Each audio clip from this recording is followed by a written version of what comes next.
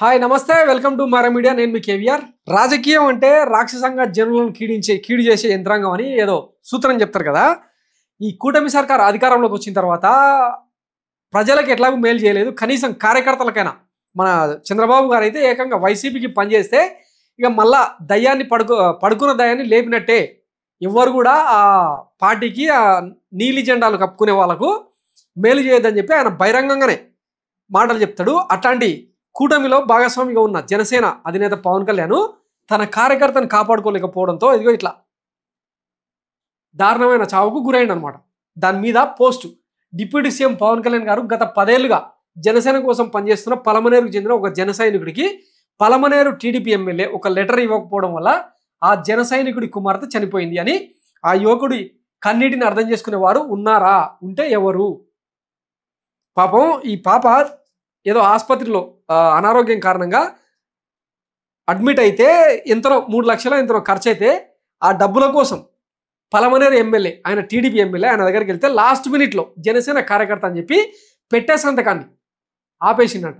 దాంతో ఆ అమ్మాయికి సరైన సమయంలో వైద్యం అందక ఇట్లా చనిపోయింది. ఆ బాధ ఎవరికి చెప్పుకోవాలా? కూటమి ప్రభుత్వంలో జనసేన అని టీడీపీ ఎమ్మెల్యే లెటర్ మీద సంతకం చేయకపోతే కూటమి వల్ల జనసేనకు అలానే జనసేనకు వచ్చే లాభం ఏంటి? ఒక్కసారి ఆలోచించండి.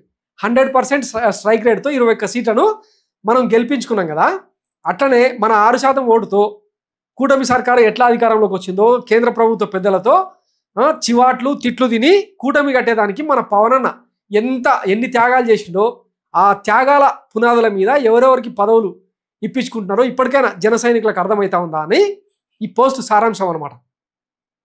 అసలు ఈ జన సైనికులకు అంటే ఆ పార్టీకి ఊడిగం చేసే కార్యకర్తలకు రాజకీయం అంటే ఈ కూటమిలో జరుగుతున్న పాలన గురించి వాస్తవానికి వీళ్ళు ఎప్పుడో బయటకు వచ్చి ఈ కూటమి దుర్మార్గాల మీద బయటకు వచ్చి రంకెలేయాలి.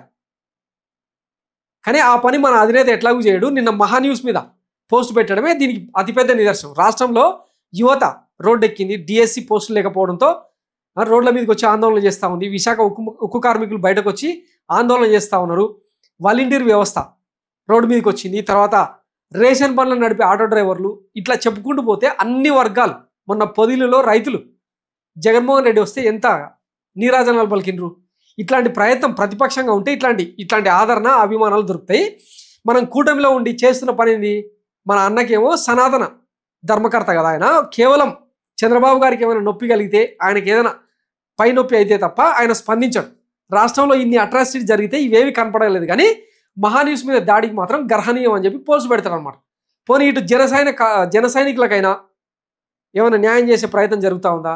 ఆ 21 స్థానాల్లో కూడా దిక్కులేదంట. ఒక పిఠాపురంలో తప్పిస్తే ఆ పిఠాపురంలో కూడా ఇంకా ఆయన సుప్రీం కాబట్టి అందరూ సైలెంట్గా ఉంటున్నారు. కానీ ఇంకా ఆ ఒక్క సీటు తప్పిస్తే ఎక్కడైనా జనసేన కార్యకర్తలకు ఏ ఒక్క చోటనైనా ఏ ఒక్క నియోజకవర్గంలోనైనా కనీసం భాగస్వామ్య పార్టీ కార్యకర్తలు అని చెప్పి విలువనిస్తున్నారా?